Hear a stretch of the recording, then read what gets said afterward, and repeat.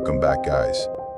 In today's episode, I'm sharing 10 true disturbing stories about hiking on the Appalachian Trail. Each story will leave you questioning what's really out there when the sun goes down. But before we continue, if you're new here, make sure to subscribe and don't forget to like and share. Thank you all. Now, let's begin. I'd been out hiking solo on a section of the Appalachian Trail for 4 days. I'd done a couple of solo weekend trips before, but this was my first time really being out there for more than a night or two. I picked a quieter stretch that cut through a remote part of western North Carolina, mostly wooded, not many big views, but less crowded. The first day was fine. Second day, still good. I saw a few people on the trail that morning, 2 guys heading southbound, but after that, nothing. Third day, completely alone. By the fourth day, I hadn't seen anyone in nearly 48 hours, and honestly, it was starting to feel kind of eerie. Peaceful, sure, but that weird kind of peace that tips into unease if you sit with it too long. That afternoon, I got to a primitive site earlier than usual. It was tucked near this dry creek bed, just a little clearing with a few flat spots and a half-burned fire ring. It didn't look like anyone had camped there in a while. An hour before that, I passed the trail register. Those little wooden boxes where you sign your name and write the date, and the last entry was from 2 days ago. I was officially alone out there. I set up my tent, hung my bear bag, and ate a cold dinner. One of those tortilla and peanut butter situations that always sounds better than it is. Afterward, I took a short walk down a spur trail that led to a ridge. Nothing dramatic, just wanted to move around a bit before crashing for the night. On the way back, something small caught my eye. One of the side straps on my pack, the ones that hold the sleeping pad, was unbuckled. The other was still tight. I just kind of stood there staring at it for a second. I always double-check those. Always. But I figured maybe I'd just forgotten. Maybe it got caught on something and popped loose. I tightened it back up, checked the rest of my gear more thoroughly than usual, and climbed into my tent. It was barely dark, but I was tired and figured I'd get a jump on the next day. I woke up sometime after midnight. Not to a sound, just this strange feeling. You know when you wake up from a dream where someone's standing way too close? And even when you realize it's just a dream, your body doesn't fully relax? It was like that. My chest was tight. I was wide awake, staring at the roof of the tent, holding my breath like something was already wrong. I stayed perfectly still. At first, nothing. Then crunching, faint. Off to the left. It wasn't consistent, just a few steps. Then silence. Then another shuffle, maybe 10 or 15 seconds later. It didn't sound like a deer. Too slow, too light. Not a bear either. Not heavy enough. It just kept circling. Step, pause, pause. Another step, long pause. I didn't move. Didn't unzip the tent. My hand was on my knife, but I didn't dare pull it out. I just lay there, muscles locked, listening to whatever was moving around out there. Eventually, it stopped. I don't know how long it went on, maybe 10 minutes, maybe longer. But when it was finally quiet again, I still didn't move. I waited, staring into the dark until I guess I dozed off from sheer exhaustion. In the morning, it all felt distant. Like something I dreamed up. The kind of thing that doesn't hold up in daylight. I packed up faster than usual and skipped breakfast completely. About an hour into the hike, I saw it. In the dead center of the trail, someone had stacked a little pile of rocks. 5, maybe 6 small stones. Nothing massive. But it was too clean, too purposeful, balanced too well.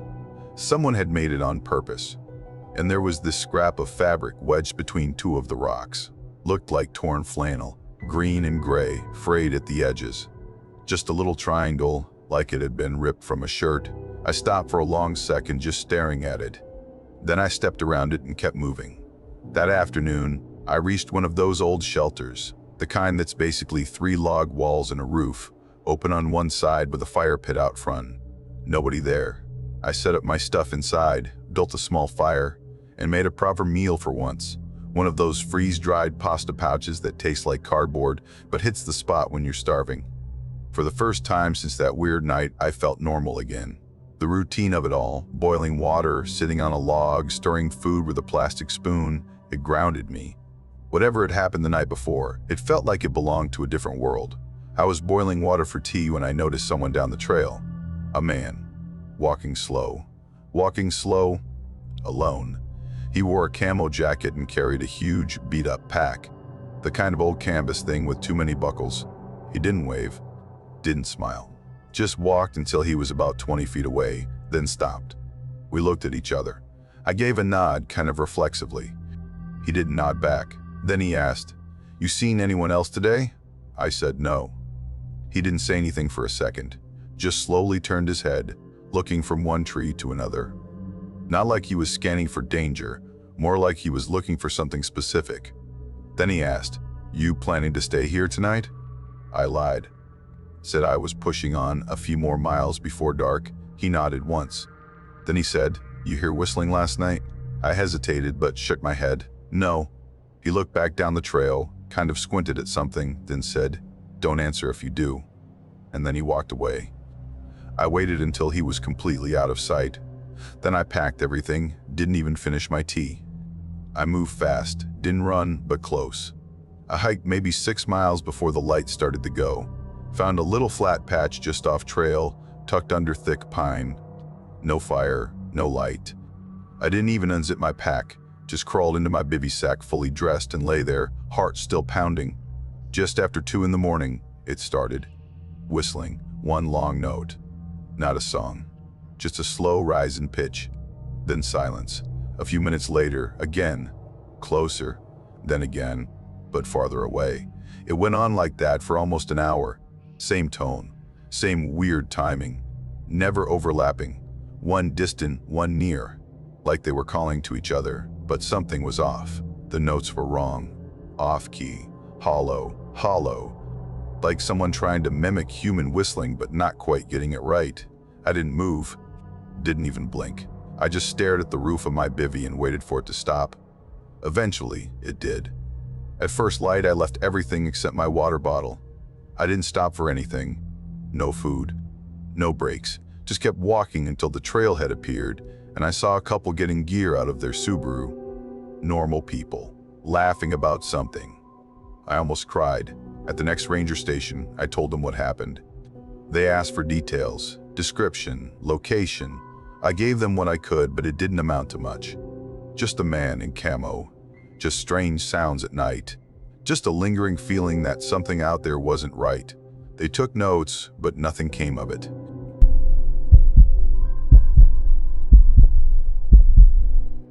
I was 32 when I decided to take a solo hiking trip on the Appalachian Trail. Just 5 days, nothing too ambitious. I started at Springer Ridge and planned to hike up to Miller's Gap. I wasn't trying to break any records or prove anything to anyone. I just quit my job the week before, and I needed some space to think away from emails, phone screens, and people asking what I was going to do next. This felt like the kind of quiet that could help. It wasn't my first time on the trail. I'd hiked sections of it a couple of times before. I knew the terrain, had all the gear I needed, and I prepped like I was going to war. GPS, printed maps in a waterproof sleeve, extra batteries, food for 6 days just in case. I even packed a Garmin with satellite text capability. My plan was to take it slow, stick to the familiar sections, camp at the marked shelters, and just walk until my brain settled. The second morning out, probably around 10, I was climbing up from this shallow ravine. Nothing steep, just one of those small dips in the trail where water had worn it down over time. That's when I saw someone standing up ahead. At first, I thought he was just resting, maybe checking a blister or waiting for a buddy to catch up. But he wasn't moving. He wasn't stretching or shifting his weight or doing anything at all. He just stood there facing straight down the trail, about 100 feet ahead. I slowed down a bit, figuring I'd announce myself so I didn't startle him. But even as I got closer, he didn't glance back. He didn't move at all. It was like he hadn't even heard me coming. The first thing that struck me, besides the fact that he was still as a statue, was what he was wearing. Thick, long-sleeve flannel shirt and jeans. That alone was weird. It was early October and not freezing by any means. Most hikers were in layered synthetics or at least breathable fabrics. This guy looked like he just wandered out of a truck stop. But what really made my stomach do a little flip was what he didn't have. No backpack, no hydration pack, no hat, no map, nothing clipped to his belt, not even a visible phone. Just him, standing like he'd forgotten what he was doing. I called out, casual and friendly, "Hey man, nothing." He didn't turn around. I got closer, probably 15 feet away now. "You good?" That finally got a response. He turned, but real slow, like every part of the motion needed to remember what it was doing. His head moved first, then his shoulders, like a machine waking up. When he looked at me, I didn't see confusion or fear. I saw something way more unsettling, like he was pretending to know how to make a neutral face. There was tension behind his eyes, like a glitch trying to iron itself out. His mouth twitched a little, like he wanted to speak but wasn't sure if he had permission. "You need help?" I asked. He blinked, not quick, like a slow reset. Then he looked right past me, not at me, through me, way down the trail, back the direction I'd come from. And then he said, real calm and flat, "I don't know where I'm supposed to be." It wasn't the words themselves that were strange. It was how empty they sounded. No panic, no context. Just that sentence, like he memorized it phonetically. I tried to roll with it. "Where'd you come from?" He just shook his head slowly and said, "Not from here." That stopped me cold. I pulled out my map. "You sure? We can check together. You might just be turned around." But he didn't even glance at the map. His eyes stayed on my pack, then flicked back to my face. He tilted his head slightly. Then he asked, "You haven't seen another version of me, have you?" I half laughed. "Nope, just you so far." He looked hurt, genuinely disappointed. His jaw tightened like I'd confirmed something he didn't want to believe. He paused, like he was working through a decision. Then he asked, "Would you keep walking if you were me?" I didn't know what to say. My brain was trying to map this into something rational. Maybe he was dehydrated, or mentally unwell, or sleep-deprived. But then I noticed his hands. His arms hung stiff at his sides, but his fingers were curled slightly, like he was gripping something invisible. The dirt under his nails was black and packed deep, like it had been there a long time. Not fresh trail dust. It looked like the kind of soil you find around thick roots, the kind you have to claw through. That's when I got a real physical urge to put some distance between us. I took a small step back. "Look, there's a ranger station about 2 miles ahead. If you walk with me, we can figure things out." He didn't move, didn't say anything, just watched. So I turned and started walking. I checked behind me every few seconds. He didn't follow. I kept going, fast. My legs were moving on autopilot, but the back of my neck felt like it had static running across it. About 20 minutes later, I got that tight, crawling sensation in my spine. The one you get when someone's walking behind you, even when you don't hear a sound. The woods were dead quiet. No rustling, no birds. 3 times I looked back, nothing. Then I hit a switchback where the trail curves along a ridge, and I saw movement in my peripheral vision. About 50 yards back, just at the tree line, stood someone. Same build, same shirt, same frozen posture.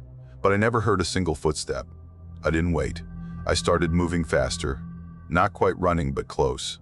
My pulse was thudding in my ears by the time I reached the next trail shelter. There were 2 hikers there, maybe a couple in their late 50s, finishing lunch on a bench. I sat with them like nothing was wrong. Made some light conversation. Didn't say a word about what I'd seen. Just asked, real casually, if they'd seen anyone odd coming up behind them. They said no. Just one guy passed them earlier that morning, headed in the opposite direction. Said he walked fast, didn't speak, didn't look at them. I stuck close to them the rest of the day. When they said they were camping at the site nearby, I pitched my tent as close as I could without seeming weird. I figured I'd sleep fine after the adrenaline wore off, but sometime around 3 a.m., I woke up feeling like my lungs wouldn't work. I was lying flat on my back, arms at my sides, and I couldn't move. Not fully.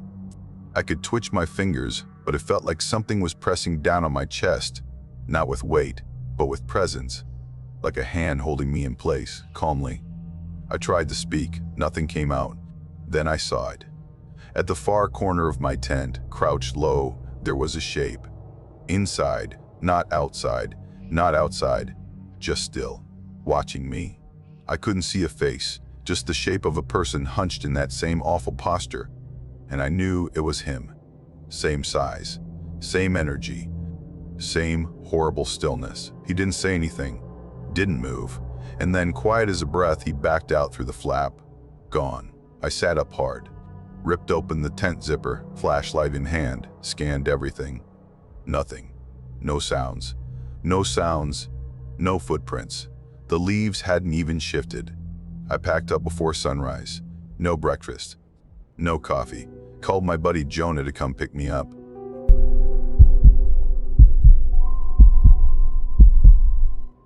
A few years ago, I joined my cousin Lennox for a short section of the Appalachian Trail. 4 days, 3 nights. He'd been planning the route for a while, starting just past Rowan Mountain, heading south on a quieter stretch. Honestly, I didn't ask too many questions. I just quit a job that made me miserable and pulled out of a relationship that had turned into more of a chore than a connection. So when Lennox reached out, I jumped on it. A few days off the grid sounded perfect. Lennox and I weren't exactly close. We grew up seeing each other on holidays and stuff, but we weren't tight. Still, I trusted him. He knew what he was doing out there. He was one of those people who thrived outdoors, owned all the gear, read trail maps for fun, packed like he was preparing for a tactical operation. I figured he'd handle logistics, and I'd just walk and clear my head. The first day was uneventful in the best way. The kind of quiet where you actually notice how loud your own thoughts are.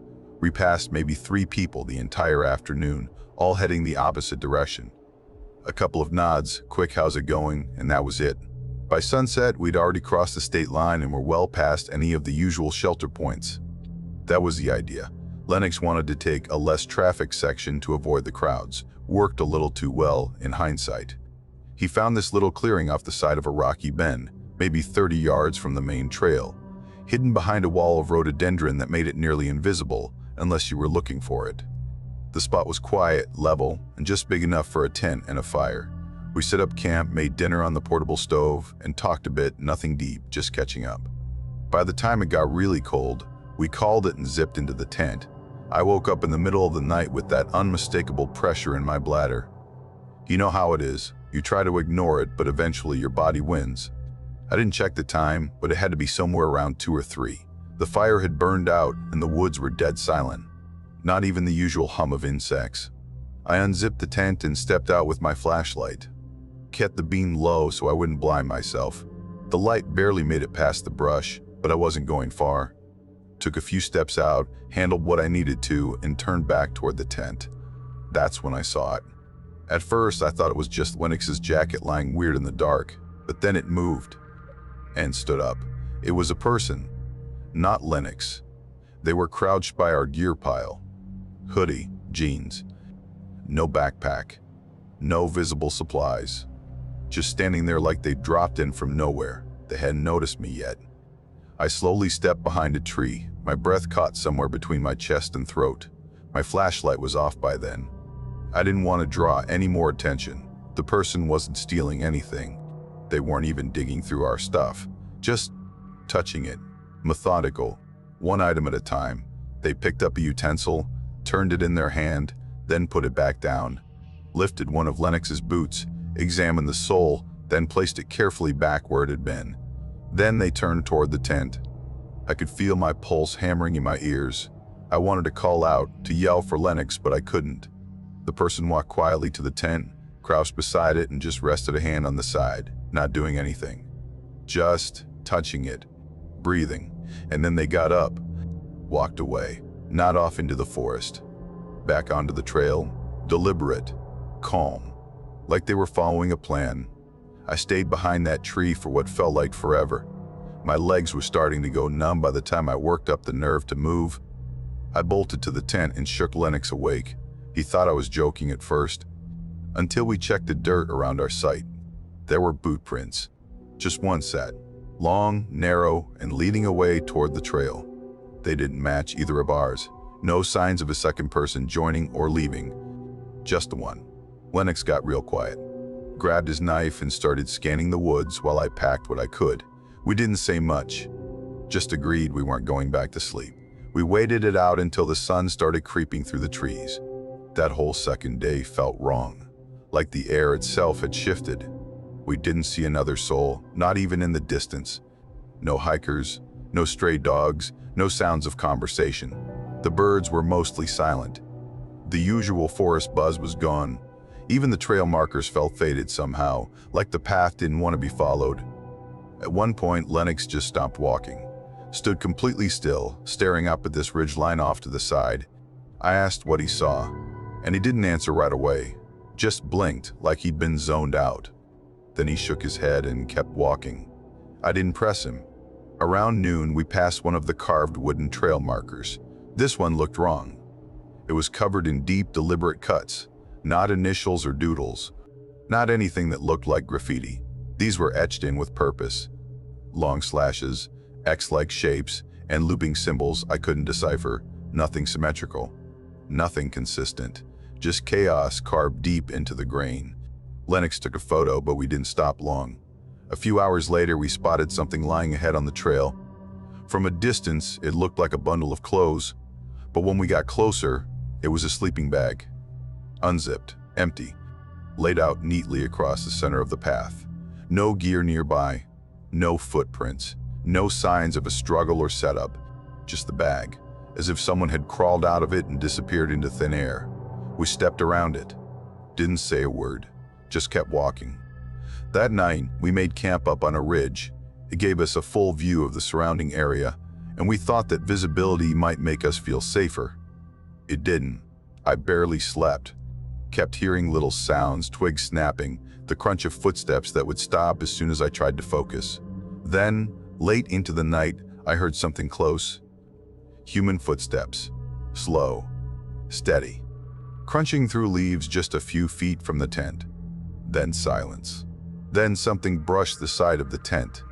A soft, dragging touch, like someone letting their fingers slide along the fabric. I reached out to wake Lennox. He wasn't there. I shot up, heart racing, unzipped the tent, and called his name into the dark. No response. I found him down the hill, maybe 50 yards from the tent. Standing barefoot at the tree line, his knife was stuck into the dirt in front of him, blade first. He wasn't moving, just staring. I called his name again. Nothing. When I touched his arm, he jolted like I'd pulled him from a dream. He didn't remember leaving the tent. Had no idea where his boots were. We found them next to the knife, dry, clean, side by side. That was it for us. The next morning, we agreed, no more nights. We were hiking straight to the road, no matter how long it took. Packed fast and didn't stop much. But all day, we had that feeling, like we were being watched. Every time we paused, I'd scan the trees. And at one point, as the trail curved around a deep hollow, I saw them.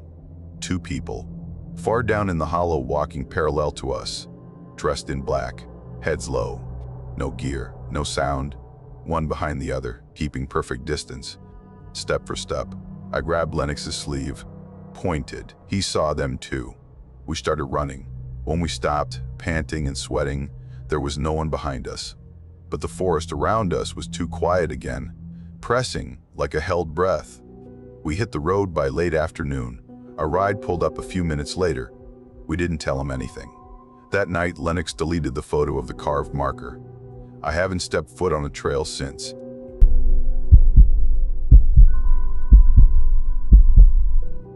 I just left the job I hated, burnout, office politics, all of it.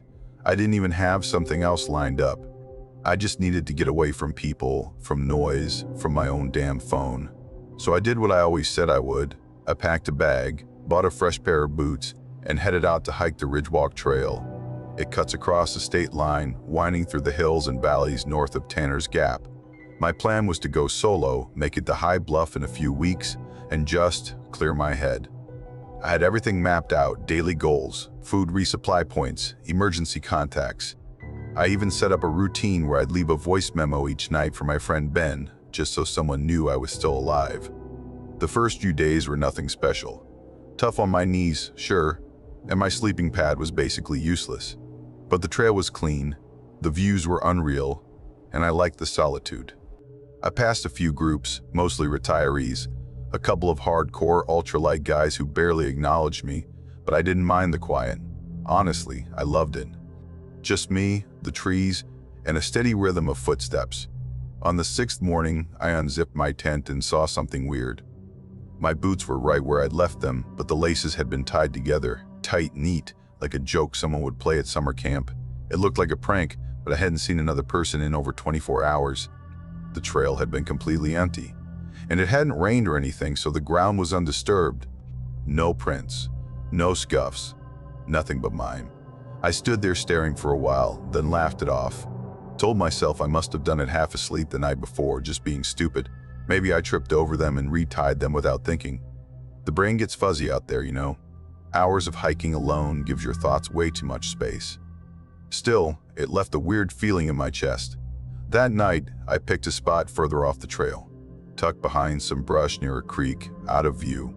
I was trying not to be paranoid, but I didn't love the idea of waking up to tied laces again. I ate a quick cold dinner, recorded my memo, and zipped into my tent by sundown. Sometime after midnight, I woke up. It wasn't a sound that got me. No snapping branches, no footsteps. It was breathing. Not mine. Right outside the tent wall. Just slow, steady breathing. I didn't move. My body went stiff, like it was trying to disappear into the sleeping bag. I held my breath, counting seconds, trying to make sense of it. Maybe it was a deer, but no animal I've ever heard breathes like that, controlled, human-like. It went on for maybe a minute or two, then stopped, completely. When I finally worked up the nerve to peek out, there was nothing. No tracks, no movement, just the usual dark trees and a bit of moonlight bouncing off the water. The only other weird thing was my food bag, still hanging, but maybe 6 inches lower than I'd left it. Like someone had pulled on it and let it go. The next day, I didn't mess around. I skipped my planned camp stop and powered through 15 extra miles to reach one of the shelters at Spruce Hollow. It's basically a wooden lean-to with 3 walls and a roof, but it felt like a castle after the night before. No one else was there, which was disappointing, but I stayed anyway. I wedged a stick under the shelter door, not because it would do anything, just because I needed something to feel secure. That night, nothing happened. In the morning, though, I noticed boot prints outside. Too big to be mine. Deeper tread. They walked right up to the shelter and stopped. No prints walking away. I took a photo and just kept going. What else was I going to do? That afternoon, I passed a man sitting on a downed tree near the edge of the trail. Older guy, probably in his 60s. Heavy-set, big forearms, thick gray beard that nearly touched his chest. He wore a sleeveless flannel and carried a leather pack that looked handmade, like real leather, old stitching, no brand tag. No water bottle, no trekking poles, no gear that made sense for the terrain. As I passed, he looked right at me and nodded. "Far from home," he said. His voice sounded like dry rocks scraping together. I gave him a nod but didn't slow down. Then he said, "You don't want to go over that ridge?" Too quiet past there. I didn't respond, just kept my pace steady until he was out of sight. That night, I didn't even cook. Found a small flat spot near a stream, pitched the tent fast, and crawled inside without turning on my headlamp. I lay there for hours, every little noise sounding like footsteps. Around 3 in the morning, there was a sound. A sharp snap like someone stepping on a branch, not an animal. Too deliberate. I sat up in the tent, barely breathing. Then it came again, the breathing, right against the nylon. Heavier this time. Close enough I could feel the fabric move. Then I heard a whisper. My name. Just my name. No sentence. Not a question. It was said like whoever was out there already knew me. Like they'd been saying it quietly for hours. And this time, I finally heard. I didn't move. Didn't speak. I stayed frozen in that spot until the sun came up. When I finally stepped outside, I saw that the fishing line perimeter I'd set with little bells had been sliced clean. Not torn, not tripped. Cut. The food bag was untouched again, but every zipper on my pack was open. Every compartment, every pocket, nothing missing, just opened. I packed up in under 10 minutes and started hiking south. I didn't even look back at the clearing. I'd already gone over 100 miles, but none of that mattered. I just wanted out. 2 days later, I reached a trailhead near Barkley Pass. A volunteer group had a tent set up handing out snacks and water. I must have looked like hell because a guy in a safety vest walked right over. "You all right, man?" I hesitated, then said, "I think someone's been following me." He gave me this long, unreadable look. Then he asked, "You see anyone out there?" Big guy, older, beard like mine but gray. I nodded. His expression didn't change. He just handed me a water bottle. "Keep heading down. Don't stop. And next time, don't camp alone." That night, I stayed in a motel 15 miles from the trail, left the lights on, slept maybe an hour. At checkout the next morning, I walked out to the parking lot and stopped dead. Sitting on the center of my windshield was my trail log, the one I'd thought I lost on day 3. It had just vanished from my pack. I didn't even touch it. I got in the car, drove to Dalton, and didn't stop until I crossed the Ohio line.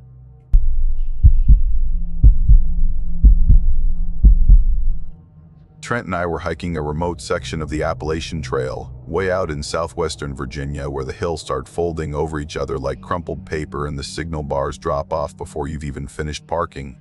It was the first week of September, dry, quiet, not too hot. Trent had just graduated with an environmental science degree and was trying to cram in one last adventure before his life got sucked into job applications and conference calls. I was in a gap between summer and fall semesters, mostly just looking for something to clear my head. I'd been spinning out a little that year, too many distractions, not enough real movement. A few days off the grid sounded like exactly what I needed. We weren't new to this. We'd been doing overnight hikes and backcountry routes together since high school winter treks in Shenandoah, weekend loops in the Green Mountains, one absolute disaster of a trip in the Catskills where our tent half collapsed under freezing rain. We'd made our mistakes early, paid our dues, and now we knew what we were doing. This wasn't supposed to be a challenge. Just a quiet, self-contained loop, 4 days out and back, with a bit of off-trail exploration to make it interesting. We had gear we trusted. Two-way GPS beacons, detailed topo maps, external battery packs. Nothing ultralight, nothing Instagram-worthy. Just the basics that worked. My dad had our itinerary down to the mile. We were set. We started on a lesser-used stretch of the AT and then planned to break off onto an old service spur, an unmaintained path that barely showed up on modern trail maps. From there, we'd circle back using abandoned fire roads that were supposedly still passable if you didn't mind some overgrowth. That part of the plan had come from an old forum post Trent had bookmarked years ago, back when he used to research weird trails as a kind of stress relief. The first day was smooth. We made good time, barely saw a soul. Just a couple heading out as we were going in, older, probably locals. They warned us that the service spur had gotten rough in recent years. Lots of brush, the woman said. You'll be bushwhacking for real. We didn't care. That was the point. We camped that night near a rockfall with a decent view of the tree line. No fire. Just food packs, a bit of small talk, and lights out by 10. The night was uneventful. No wildlife too close, no weird sounds. Honestly, it was exactly what we wanted. Second morning, we veered off the main trail just before noon and found the old spur. It was there, but barely. You had to really look for it, sunken into the ground, overgrown, almost reclaimed by the woods. We kept going. The brush was thick, but manageable, until it wasn't. Around 1, I noticed we were climbing more than expected. According to the map, we should have leveled out half a mile ago. My GPS just gave me a spinning wheel. No data, not a surprise. It had dropped earlier and come back.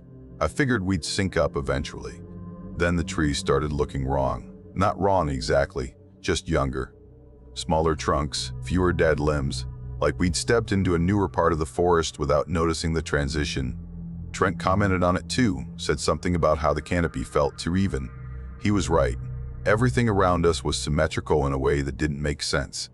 And the silence. No birds. No birds. No buzzing insects. Nothing rustling in the undergrowth. Just us, footsteps and breath. We pushed on for another hour and found something unexpected. A small shelter, partially collapsed. It wasn't on the map.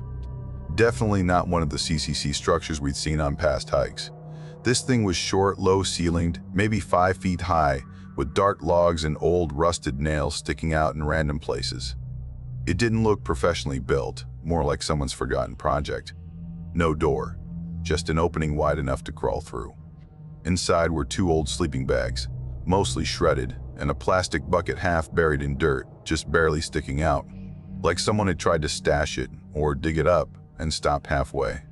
We didn't linger, snapped a picture, made a few dumb guesses about what it might have been, and kept moving. By sunset, we found a dry creek bed to camp near. Odd thing was, it had clearly rained recently. The leaves nearby were damp, but the bed itself was powder dry. like it had absorbed nothing. We didn't overthink it. Ate in silence, turned in early. That's when things started to shift. Trent whispered something about footsteps outside the tent, slow, deliberate steps crunching the leaves.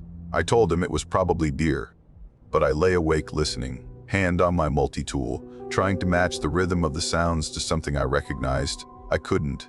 Sometime after midnight, I stepped outside to pee. I had my headlamp on, pointing down, not wanting to blind myself. As I turned to zip the tent back up, I caught sight of something maybe 30 feet away, just beyond the first line of trees.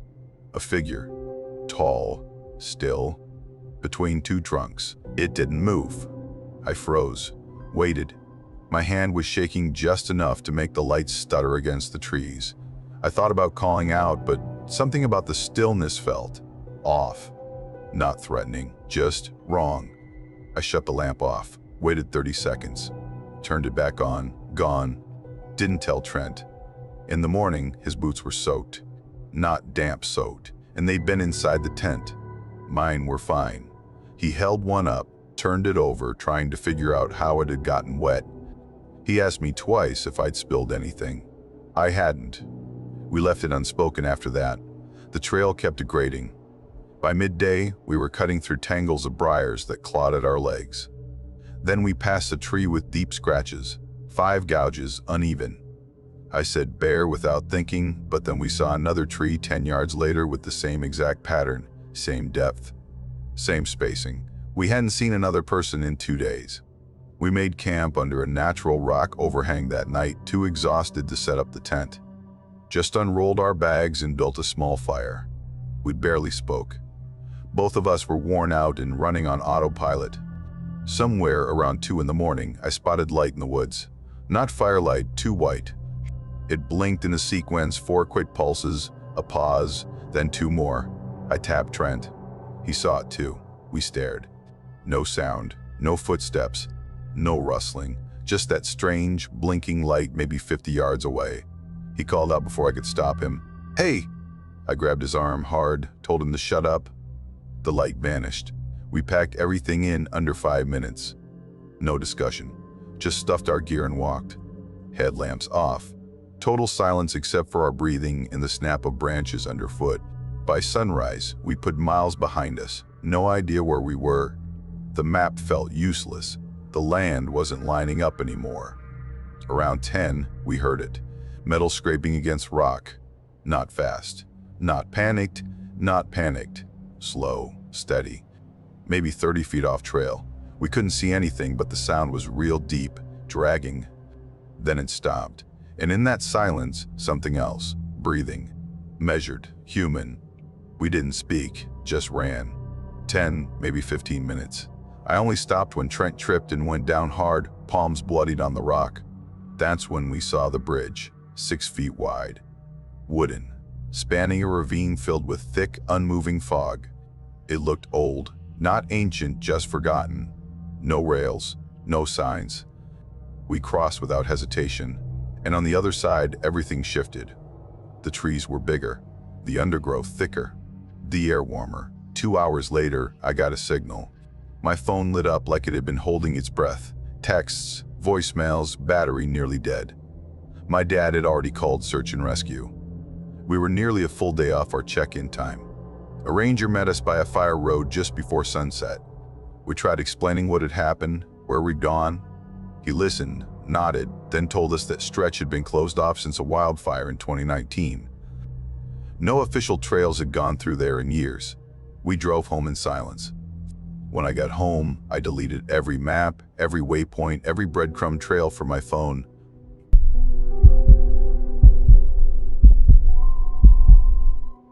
I'd taken about 10 days off work, no huge reason beyond feeling burnt out and needing some headspace. I figured a solo section hike along the Appalachian Trail would clear my head a bit. I'd done parts of the trail before, but never on my own. There's something different about being completely alone out there. Nobody else to set the pace, no conversations. Just your boots, your breath, and the sound of whatever the trees are doing that day. It was late April, early enough in the season that most of the northbound thru hikers hadn't started yet. That meant fewer people on the trail, exactly what I was looking for. I picked a southern stretch through Tennessee. Pretty, but not too technical. I packed light, took my time, and figured I'd do around 70 miles, give or take. That morning, I broke camp a little after 7. The sun had just cleared the trees, and the air still had that wet chill you get in the mountains. I made great time. My legs felt solid, and for once my pack didn't feel like it was trying to pull me backwards off a cliff. I passed 2 other hikers all day, one heading south, the other lounging near a stream. We exchanged the usual nods and trail small talk, but nothing more. Mostly, it was just me in the woods. By mid-afternoon, I reached a ridgeline before Laurel Fork. I could have stopped. There was a shelter not too far off, but I wasn't tired yet, and it was one of those rare, perfect days where you feel like you could walk forever. The sky was clear, knees holding up, and no blisters. I figured I'd keep going and camp somewhere past the creek. That's when I saw the sign. It wasn't official. Just this piece of weathered wood nailed to a tree, slightly tilted, with the words "Shortcut to Laurel Creek, 1.2 miles," painted in white. Kinda sloppy, but readable. It pointed off to a narrow trail branching away from the main path. Not on my map. No blaze marks. But I'd read about trails like that on forums. Old ranger routes, fire breaks, or hunting trails that weren't maintained anymore but still got some occasional use. I hesitated. Normally I play it pretty safe when I'm solo. But something about the shortcut caught my eye. Maybe it was curiosity. Maybe I was just tired of the switchbacks. Or maybe I just wanted to feel like I was discovering something, like the trail was giving me a little secret. So I went for it. About 10 minutes in, the trail narrowed. A lot. Branches crowded the path, and I had to duck under a few that had clearly been down for a while. No recent foot traffic, no scuff marks, no signs anyone had cleared it in years. I figured maybe the shortcut hadn't seen use in a while, but it still had to reconnect somewhere. That's when I saw the boot. It was sitting just off the path on the right side. Brown leather, worn down but not shredded. Upright. Upright. Not tossed or buried, just sitting there like someone had taken it off and set it down neatly. No laces. No mud on it. I stared at it for a while. Thought maybe someone had lost it and another hiker had placed it there to be found. That's the kind of thing trail people do. 5 minutes later, I saw a coffee mug. Blue enamel, like the kind your grandfather might have brought camping in the 70s. It was resting on a flat rock, clean, not chipped. No stove nearby, no food wrappers, no other gear. It looked freshly rinsed, almost like someone had just stepped away for a second, but there was no one around. I started to feel off. Not scared yet, just uneasy. 15 minutes later, I still hadn't found the main trail again. That's when I started to really wonder if I'd screwed up. I pulled out my GPS, but of course, no service. I checked my map again, hoping maybe I just misread something, but the shortcut wasn't there.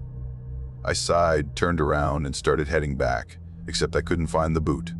Or the mug. I walked longer than I had coming in. At least 20 minutes. I kept looking for that same bend in the trail where I remembered seeing the boot, but it never showed up. Neither did the rock with the mug. I thought maybe I'd taken a wrong turn, but the path didn't branch. It was just one long corridor getting narrower and darker. When I finally stopped to check my compass, the needle spun twice before settling. That's when the nerves really started kicking in. I wasn't panicking yet, but my brain was definitely starting to spiral. I tried to reason with myself. Maybe I'd gotten turned around without realizing it. Maybe I'd looped somehow. But then the air changed. It was subtle, but I noticed it. Cold, sharp, thin, like I'd dropped 1,000 feet in elevation in the span of a few minutes.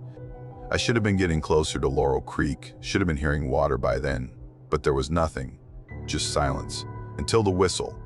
2 quick notes, not loud, not aggressive, just precise, like someone trying to call a dog without making a big deal about it. I stopped walking, waited. Then it came again, same pattern, same tone. I crouched down and slipped off the trail, heart thumping hard. My fingers were digging into the dirt before I even realized it. I don't know how long I stayed like that. 5 minutes, maybe more. The forest around me was dead quiet, and then I heard footsteps. Not fast, not clumsy. Just slow and measured. Steady steps, crunching leaves every few seconds. They were coming from the direction I'd been heading. Whoever or whatever it was, they weren't in a hurry. Then the steps stopped. Maybe 20 feet away. I didn't move. My whole body felt like it was waiting to be told whether to run or freeze. The woods held their breath. Then a voice said, plain as day, "You dropped something." No anger, no drama, just a statement. Like they were pointing out my wallet had fallen out of my pocket. My throat went dry instantly. I hadn't dropped anything. A moment later, I heard something small and metallic hit the dirt. A little clink, like a carabiner or a key ring. Just one sound. I didn't look. Eventually, the footsteps started again, but now they were going past me, not along the trail anymore, off into the brush. And the sound shifted. It wasn't walking anymore. It was dragging. Something heavy being pulled along the ground. Slow, scraping, steady. The sound stuck with me more than the voice. I waited until it was completely silent again. Then I waited longer. Long enough that the sky turned completely dark above the trees. I didn't take the trail back. I just picked a direction west and bushwhacked my way through whatever was in the way. My arms got torn up by thorns. My legs were burning. I had no idea if I was heading toward anything or just deeper into nowhere. But eventually, after what had to be hours, I hit water. It wasn't Laurel Creek, but it was moving, and that was enough. I followed it downstream, sometimes wading, sometimes scrambling along the banks. Somewhere close to dawn, I stumbled out onto a gravel road. A pickup came by maybe 20 minutes later. The guy inside looked like he'd seen worse. He didn't ask much, just gave me a bottle of water and a lift into the next town. Dropped me off at the sheriff's office and told me to get checked out. The deputy who talked to me didn't seem surprised when I mentioned the shortcut sign. Just shook his head and said, "There aren't any signs like that. Closest thing out there is an old fire break, and nobody's touched it in decades." I didn't push it. I didn't say anything about the voice, the dragging sound, or the boot. What was I supposed to say? I flew home the next day. Haven't been back on the trail since.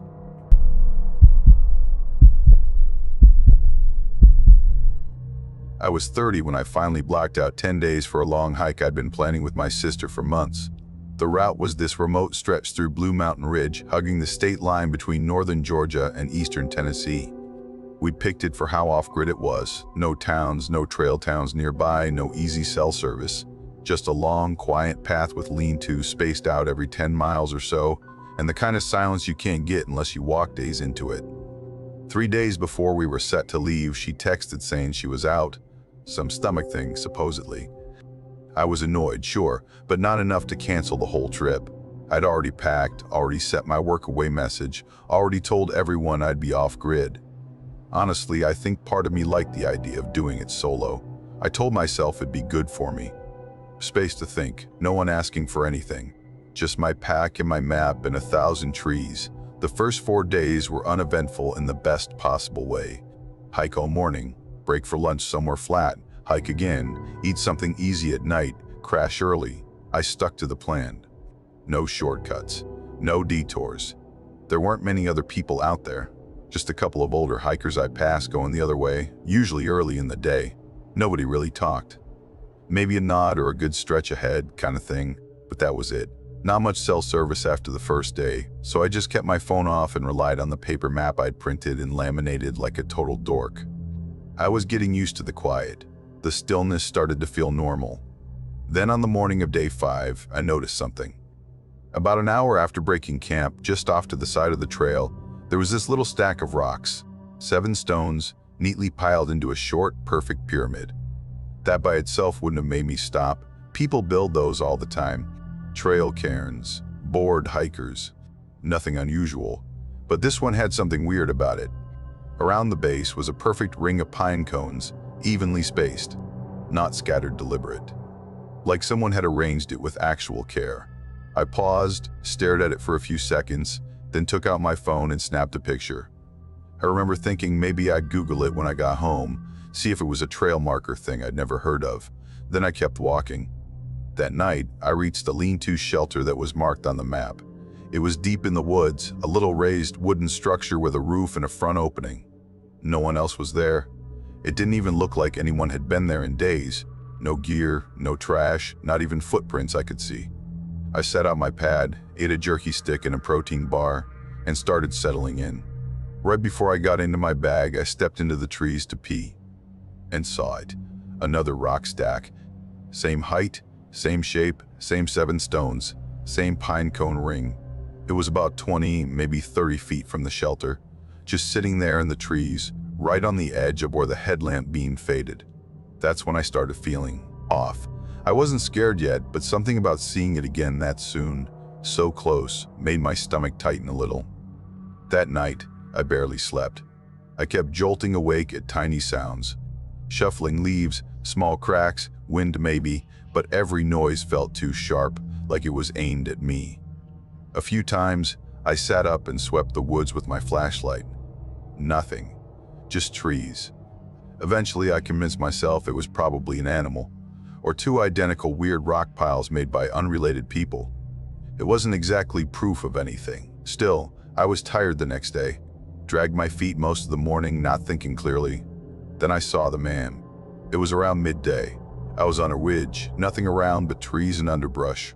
I saw him coming toward me from the other direction, mid-40s maybe. Tall, wiry, with a bushy beard and mirrored sunglasses. He didn't say anything. No nod, no wave, just this weird blank look, and then he passed by. Fast. I kept walking, but maybe 10 seconds later, something made me glance back. The trail curved slowly, no sharp bends, and he was gone. Not a sound, not a footprint, just empty path behind me. I picked up my pace after that, no brakes, no trail snacks, just moved. That night I got to another lean-to. This one looked older. Sagging roof, one of the benches busted. The walls were covered in graffiti names, dates, scratched symbols. Right over the entrance beam, someone had carved "G.O. back" in big letters, and not with a pen. These were deep, jagged gouges. Looked like knife marks. I told myself it was just edgy hiker humor. But when I dropped my pack inside, I saw the third pile. This one was under the shelter roof. Same structure, same exact thing. 7 stones, pine cone circle. Something flipped in me then. My chest went cold. I didn't even unroll my sleeping bag. Just sat on the bench, my back to the wall, trekking pole in my hands. I kept telling myself to relax, that I was being paranoid. But every little sound outside felt louder than it should have been. Somewhere around midnight, I whispered out loud, "I know someone's out there. I don't even know why." It felt ridiculous the second I said it. And then, I swear I heard breathing. Not right next to me, just far enough into the trees to make it worse. Slow, steady, not moving. Like someone just standing there, watching. I didn't sleep. When the sky started to change color, I was already packed. I hiked fast. Didn't stop to eat, didn't look around. According to my map, there was an old ranger station 12 miles south. I figured if I could get there, I'd find a landline or a radio, or at least some sign of other people. I made it 8 miles before I saw the tarp. It was maybe 20 feet off the trail, tucked behind a wall of fir trees. Faded blue, sagging in the middle, weighed down with stones. I hesitated for a long time. Every instinct told me to keep watching, but I didn't. I stepped off the trail and got close enough to see under it. There was a rough little camp set up. Fire pit, some logs arranged as seats, a pile of trash in one corner. And then I saw what was under the tarp. Dozens of shoes, all kinds, but mostly women's trail runners. Some clean, some wrecked. A few were kids' sizes. I felt like my lungs locked up. My body just froze. Then I saw the Polaroids. They were laid out in a grid across this big flattened piece of cardboard. Dozens of them. Each photo showed a woman sleeping in a lean-to shelter. Same pose in every shot on her back, arms straight, head turned slightly. None of them looked posed, just captured. The same angle every time. Same composition. Some of the photos had names written underneath in thick black marker. I didn't touch anything. I didn't even breathe right. I backed out of the clearing slow, careful not to step on anything that would snap or crack. My ears were buzzing, like actual ringing. And my jaw hurt. I realized I'd been clenching it the whole time. I walked back to the trail.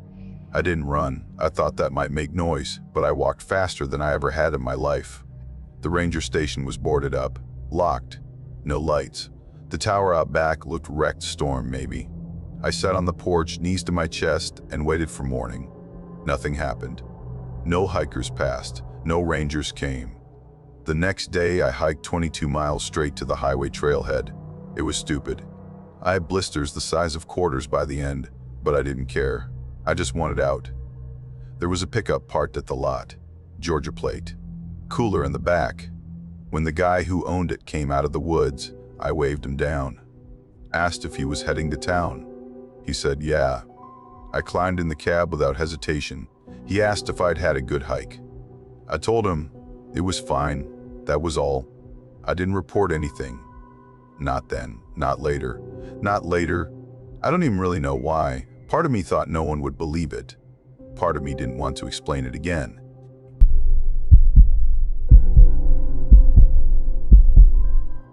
I'd been hiking stretches of the Smoky Ridge Trail off and on for years. Never the whole thing, just different sections whenever life gave me space. Always solo. I didn't mind being alone. Out there, silence doesn't feel empty. It feels clean.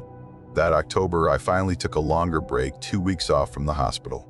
I planned a solo run through a lesser-traveled section in southern Pinehurst County. The stretch didn't see many weekenders. Not scenic enough for Instagram, I guess. But that's what I liked about it. Fewer trail angels, fewer day hikers with Bluetooth speakers. Just miles of overgrowth, elevation, and solitude. I packed the usual light but deliberate. Tent, GPS, solar charger, iodine tabs, extra socks, duct tape, backup lighter. My plan was to hike in deep, camp off trail, and resupply at Hillview by day 6. The first few days were honestly perfect. Brisk mornings, warm afternoons. Not a single person in sight. I passed some paw prints and saw fresh scat at one point, probably a black bear, but it kept its distance. I was in the zone. Then, things started to get weird around day 4. I'd set up camp near a ridgeline, tucked into a little grove where the tree cover was thick and the ground stayed soggy no matter how much sun hit it. I'd just finished dinner and was trying to dry my boots near the fire when I heard someone walking up the trail. Not running, not sneaking, just walking, calm and slow. He spotted the fire and asked if I minded him camping nearby. I didn't. It was public land after all. He said his name was Will. Looked young, late 20s maybe. Lean build, sunburn on his neck, and the kind of eyes that stay moving even when his head doesn't. Twitchy, like he was 3 days off a Red Bull bender. His pack was beat to hell, and his tent looked like something a kid would set up for backyard camping. Honestly, it didn't look like it could handle rain, let alone a storm. But he was polite, soft voice. Kept thanking me for letting him share the fire, even though I never actually said yes or no. We made small talk. He said he'd started back in Georgia and had been on trail a few weeks, but some of the stuff he said didn't make sense. He mentioned passing Lake Wexler just 2 days ago. I've hiked near there before. It's over 100 miles south of where we were. And the way he described it didn't track either. Said it was full of houseboats. There aren't any houseboats on Wexler. It's surrounded by cliffs and pine. No docks, no rentals. I didn't call him out. People lie on trail sometimes, embellish their routes, inflate their distances. I figured maybe he got turned around or was just trying to impress someone, maybe himself. Either way, I kept things surface level. Shared a bit of instant rice. Then we both turned in. That night, I barely slept. I kept waking up every hour or so, and each time I swore I could hear something outside. Not the heavy stomping of wildlife, more like subtle weight shifts. The quiet creak of someone crouching down slowly, standing up slowly. A pattern that felt deliberate. I stayed zipped inside my tent, knife in hand, trying to breathe quietly. Didn't want to panic, didn't want to poke my head out either. Eventually, morning came. I stepped out, half expecting Will to be sitting by the fire. He wasn't there. His tent was still there though, flattened, not packed up, just crumpled.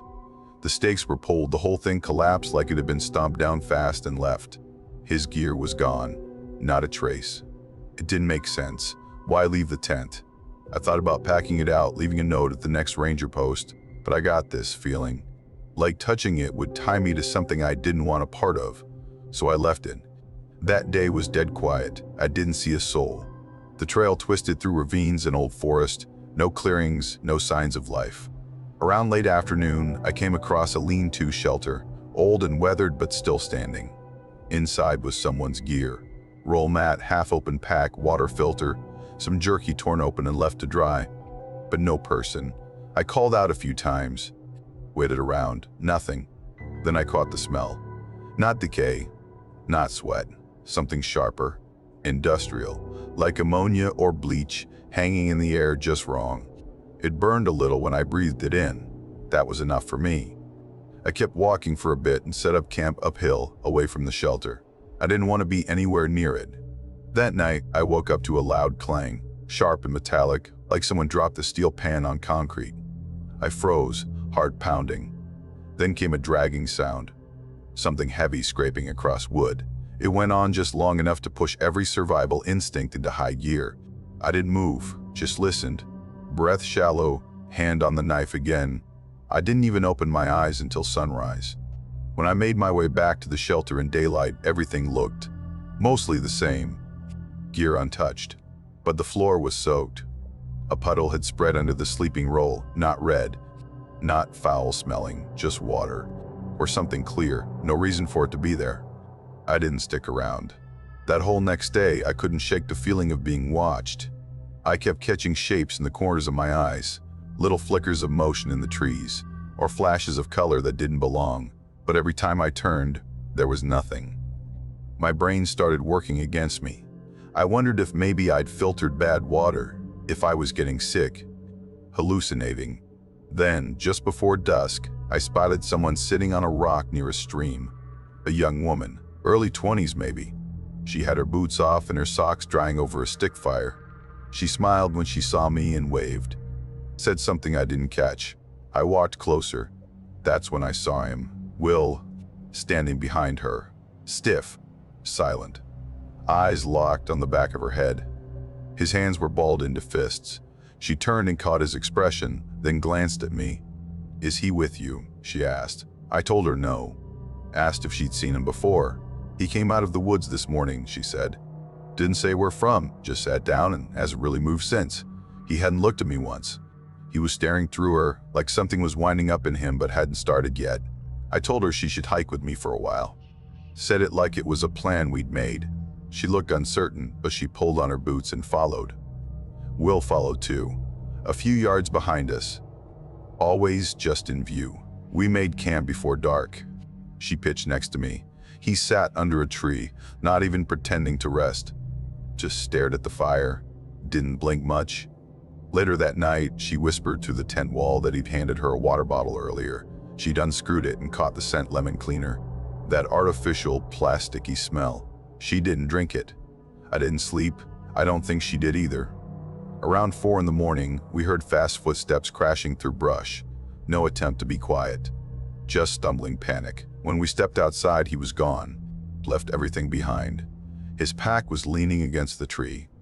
Inside was a half-empty bottle of neon yellow degreaser, the kind they use to clean grease traps in restaurants, not meant for human contact. We made it to Hillview the next day and stopped at the ranger station. Gave them a full rundown. They didn't even blink. One of the older guys pulled me aside after and said, "You'd be surprised how often it happens. Every few years, someone goes off out there. Something breaks." The woman I hiked out with, I never got her name, threw out all her gear and left town that night. Deleted her trail app, scrubbed her name off every hiker registry.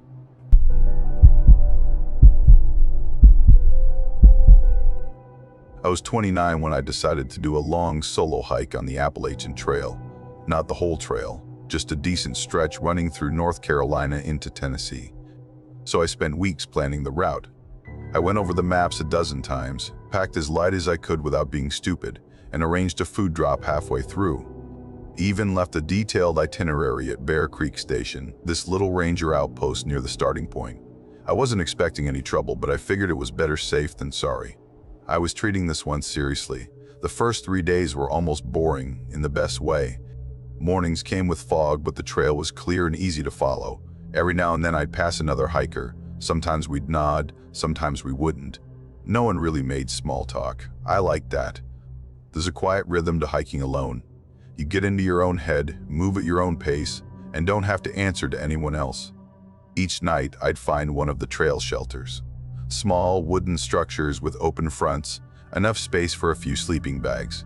Most were old, some half-rotten, but they did the job. By the time I arrived, they were always empty, which honestly felt like a win. I'd eat, stretch out in my bivy sack, and crash early. That all changed on the fourth night. The shelter that evening sat in a hollow low ground, pressed in by dense trees. It was quiet. Quieter than usual, if that makes sense.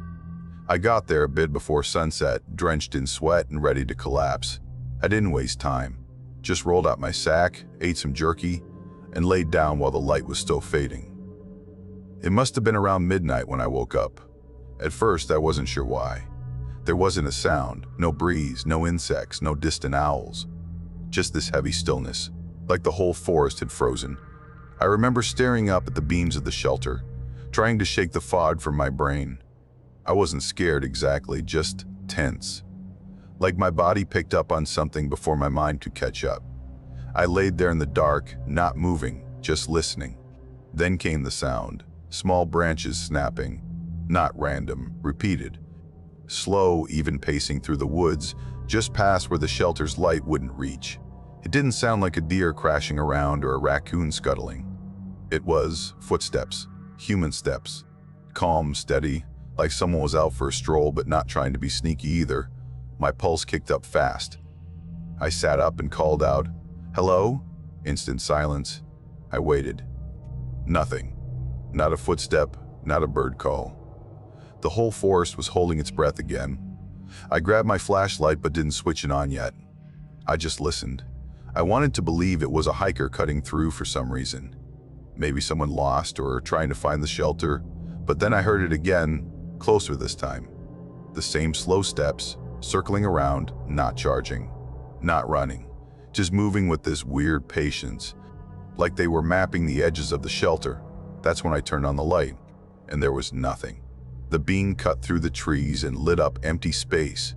No figure, no glint of eyes, not even the flash of an animal darting away. But the steps stopped. The moment the light clicked on, they stopped dead. I stayed there frozen, light pointed at the woods. I didn't hear anything leave. No retreating footsteps. No broken branches, nothing. It was like whoever or whatever was out there had simply stopped existing. Eventually, the sounds of the forest came back. One bird chirped, then another. A small wind rattled the leaves overhead. It all felt rehearsed, like someone had let the play resume after hitting pause. I didn't sleep the rest of the night. I sat there, flashlight in my lap, knife in hand, waiting for something to come back, but nothing did. At first light, I packed up in a rush and started moving. I didn't even stop to eat. I just wanted to get away from that spot, put as much trail between me and that shelter as possible. I hiked hard that day past my planned stop point, up and over 2 ridges I hadn't meant to tackle until the next morning. My legs were burning by midday, but I didn't slow down. I saw no one, not even a distant glimpse of another hiker. That silence, the absence of people, made it worse. Every crack of a branch behind me made me spin around. Every shift of wind felt like breath on the back of my neck. I couldn't shake the feeling that I wasn't alone, even though there was no sign of anyone else.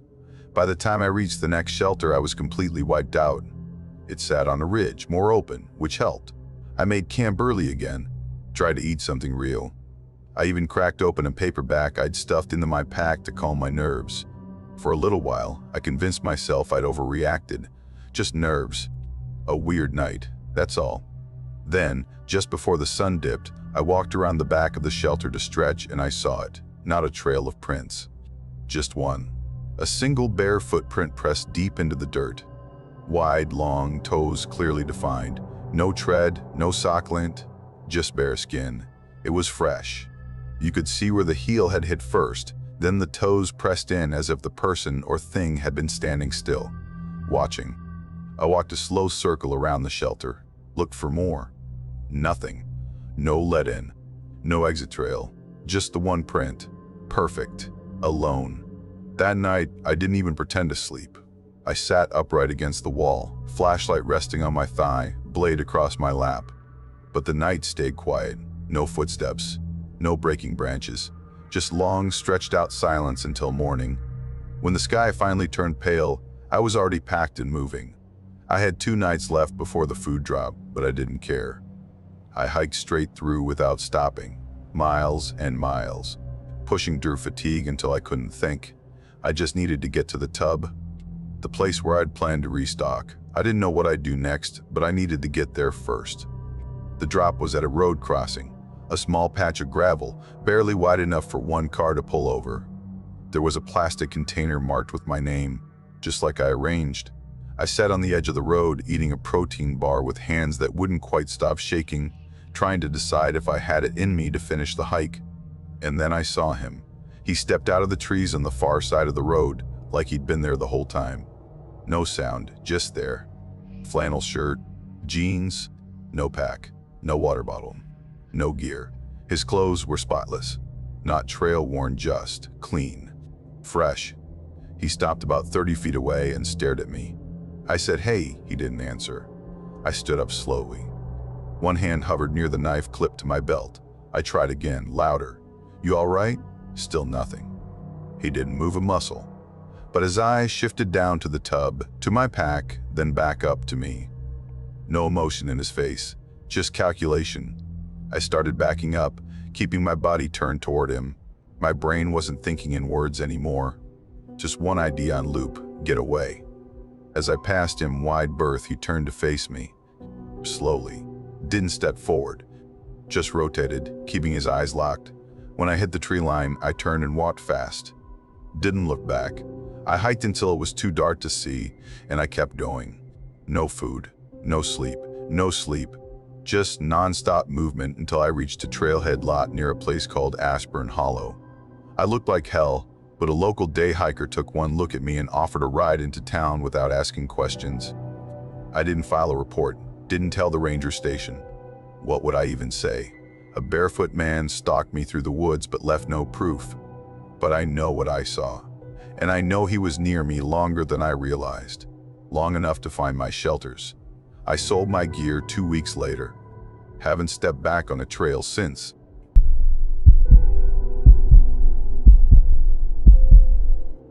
I'd taken a couple weeks off work to hike a long section of the Black Hollow Trail, starting just outside a little town called Elverton in Western Virginia.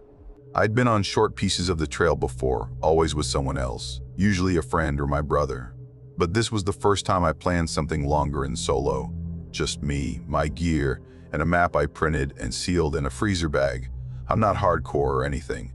I don't trap food or sleep in trees. I like walking, I like camping, and I like not talking for a few days. That's it. If I get cell signal, cool.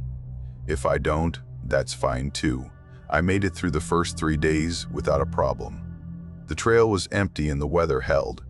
Warm during the day, a little cool at night, but nothing I couldn't handle with a decent bag and some thermals. Day 4 is when things started to shift. I was maybe 15, 16 miles from the closest access road, somewhere past a long ridge of stone that the map only marked with a faint elevation line. I'd followed a game trail down the north side and found a stream thin, slow-moving but clear. It had carved a little soft patch between the rocks where I set my tarp up for the night. I boiled some water, ate a bag of rice and lentils, and didn't think twice about the fact that I hadn't seen another person all day. That's pretty common on the back parts of the trail. Sometimes you'll go 3 or 4 days without running into anyone. What wasn't common was the jar. I spotted it as I was collecting wood for a small fire. It was tucked into a mess of exposed roots at the base of an old pine tree, kind of wedged in like someone had gently pushed it in place and then left it. It was a mason jar, clear glass, no lid, with about 2 inches of grayish powder or ash inside. Tied around the rim was a strip of red cloth, weathered and starting to unravel like it had been out in the elements for a while. I crouched near it for a few seconds, didn't touch it, just stared. It didn't look like trash, didn't look like someone had dropped it by accident. It looked placed. Eventually, I stood up and walked away. That night, the temperature dropped fast, way faster than it should have for early September. 1 minute I was comfortable in my bag, the next I was curled up tight, trying to warm my hands under my arms. It was the kind of sudden cold that makes your breath feel thick. I reached over to grab my flashlight, and that's when I heard it, leaves crunching softly just behind my tarp. I froze. It wasn't an animal. There's a rhythm to animals. Even when they're cautious, you can tell what they are by the way they move. Squirrels are frantic. Deer are light and quick. Raccoons scuttle. Bears are loud and heavy.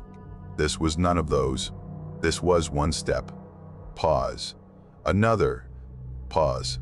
A slow, steady shuffle through dry leaves. It sounded like someone walking barefoot. I didn't move. I didn't even breathe. The steps circled around me, one wide loop, and then stopped just behind my head. Close. Way too close. And then, nothing. No breathing, no more steps. Just stillness, like whoever or whatever it was had crouched down and was waiting. Eventually, I clicked on my flashlight and spun around as fast as I could. No one. Nothing. Just the tarp wall and the woods beyond it. I waited for the sun after that. Just sat up in my bag, holding the light in one hand and my knife in the other. When the light finally changed, I packed everything in under 10 minutes and didn't bother with breakfast. I pushed hard that day. I told myself I was being dramatic, that it was probably just a deer walking funny or some kind of weird dream halfway between waking and sleep. But I didn't really believe it. About 3 miles in, I saw another jar. This one was tucked under the roots of a fallen birch. Same glass, same gray powder, same strip of red cloth tied around the neck. There were no other hikers, no gear left behind, no boot prints but mine. By mile 10, I saw a third. This one had been smashed, the glass scattered in a rough circle around the base of a charred stump. No sign of the powder. The cloth was gone too. I didn't stop walking. I didn't stop for anything, just kept moving. When I finally made it to the next shelter, the sun was dipping low, and I was more tired than I'd expected to be. The shelter was empty, no packs, no signs of recent campfires. Just a bench, some rough beams, and a tin box bolted to the wall with the trail log inside. I sat down on the floor and flipped through the pages. Most were boring, names, dates, people rating their dinners or giving shout-outs to hikers ahead of them. But there hadn't been a new entry for almost 2 weeks. The very last note, scrawled in smaller, more uneven handwriting, just said, "Keep circling at night. 2 jars now." That was it. No name, no date, just that. I closed the logbook and slid it back into the box, then went behind the shelter and set up my tarp. I kept my boots on this time and left my bag partially unzipped so I could move fast if I had to. Around 1 in the morning, the footsteps came back. Same pace, same sound. That soft, deliberate shuffle just beyond the edge of my tarp. It circled, slower this time, like it wanted me to hear it, like it was letting me know it hadn't gone anywhere. I never saw it. Not clearly, but I knew, absolutely knew, it was watching. I stayed up the rest of the night, just sat with my back to a tree. When the sky started to lighten again, I rolled up my tarp and headed out.